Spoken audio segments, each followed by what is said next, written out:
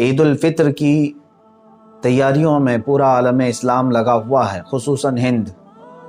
عزیزان گرامی، وہی عید جس کی تیاریوں میں ہم 1 مہینے پہلے سے انتظار کرتے تھے بچپن میں، پورے گھر والوں کے لیے کپڑے سلوانا، گھروں میں رنگ و روغن کرنا، عورتوں میں مہندی کی رسم، کھانے پکانے کی تیاریاں۔ مگر میں آپ کو بتانا چاہتا ہوں، ایک طرف ہم کل عید کی خوشیوں کی تیاریوں میں لگے ہوں گے، لیکن آپ کو یہ بھی بتا دوں، ملک فلسطین کے نہتے بچے کل اپنے جنازوں کی تیاریوں میں لگے ہوئے ہیں۔ وہاں عید کی کوئی خوشیاں نہیں ہیں، مسجد اقصی خون میں نہا رہی ہے، وہاں سے روتے بلکتے بچوں کی صدائیں پوری دنیا کو جھنجھوڑ رہی ہیں کہ اے لوگو، کیا تمہاری غیرت مر گئی؟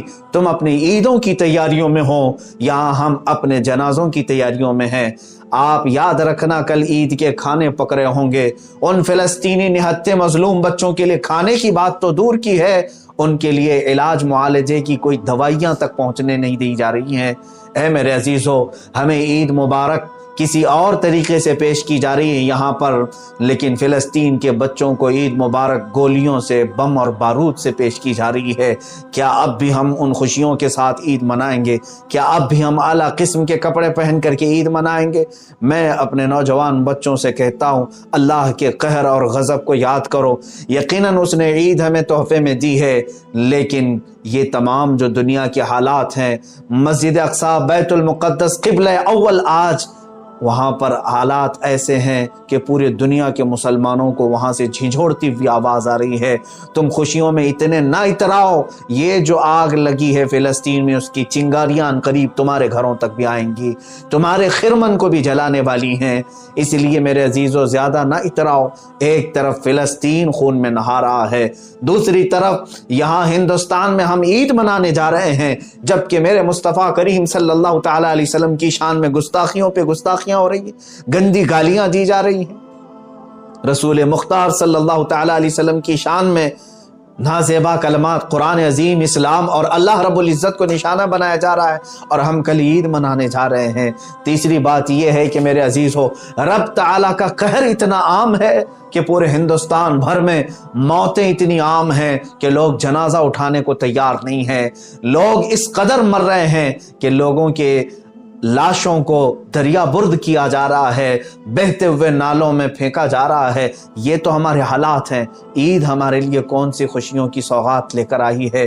یہ ہمارے احتساب کا وقت ہے، مولا کے حضور گڑ گڑانے کا وقت ہے۔ تم اپنے جسموں پر قیمتی لباس ڈال کر، یا کل کے دن آنے والے خوشیوں کو اپنے لیے نافرمانیوں اور خدا تعالیٰ کے نافرمانیوں میں ملوث کر کے دن نہ منانا اے نوجوانوں۔ اور سب سے بڑی بات یہ بھی میں بتاؤں، اللہ کے قہر اور غضب کی ایک نشانی ہندوستان میں ہمیں جو دیکھنے مل رہی ہے، روزانہ علماء اہل سنت اور ہمارے اکابرین دنیا سے رخصت ہو رہے ہیں، ان کے جنازے اٹھائے جا رہے ہیں، اتنے میسیجز آ رہے ہیں جتنی خیریت کے میسیج نہیں آتے، انتقال کی خبریں عام ہیں۔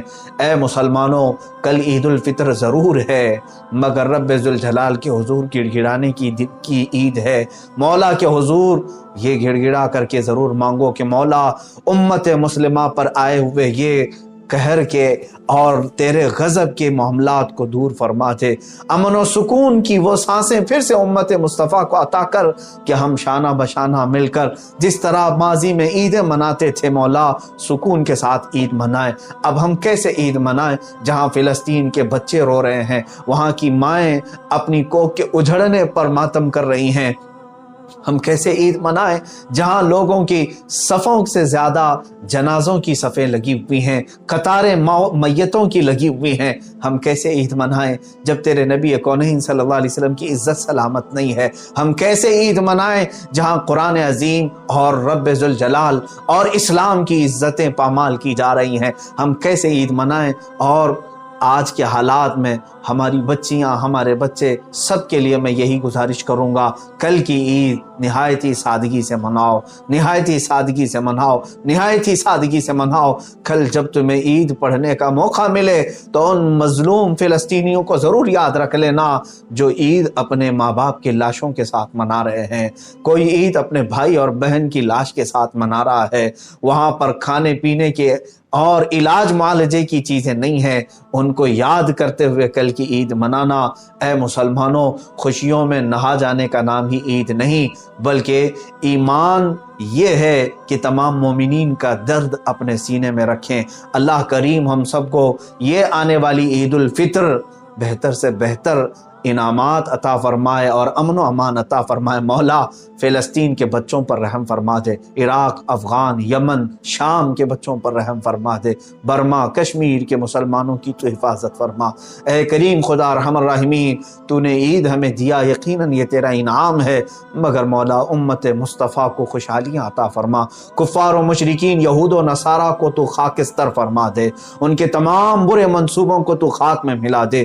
یہود جو اپنے ناپاک منصوبے اور عزائم کے ساتھ تیرے مقدس گھر کو پامال کرنے کی ناپاک کوششوں میں لگا ہے، مولا ان کے عزائم کو تو خاک میں ملا دے۔ وَمَكَرُوا وَمَكَرَ اللَّهُ وَاللَّهُ خَيْرُ الْمَاكِرِينَ، مولا ہمیں صحیح قیادت عطا فرما دے، ہمیں صحیح قیادت عطا فرما دے۔ بھولے بھٹکے ہوئے مسلمانوں کو مولا تو صراط مستقیم عطا فرما۔ وصلی اللہ تعالی علی خیر خلقہ محمد وآلہ واصحابہ اجمعین۔